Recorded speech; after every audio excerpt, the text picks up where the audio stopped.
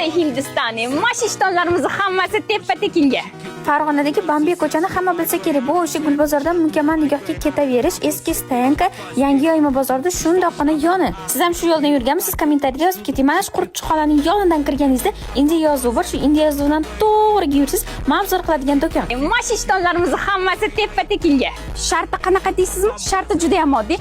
Mana shu 100 minglik aksiyadagi rubashkalarimiz, ishtonlarimiz, xullas xohlagan narsangizni do'konimizdan ikkitasini xarid qilasiz hamda ushbu ishtonlarimizni, ya'ni shalvarlarimizni tekinga qo'lga kiritasiz. Xohlasangiz modnilarga, xohlasangiz hijoblilarga mos keladigan Hindistonda yozda xilpiratib kiyadigan ko'yniklari hammasi 80 ming so'mdan boshlanadi 200 ming so'mgacha.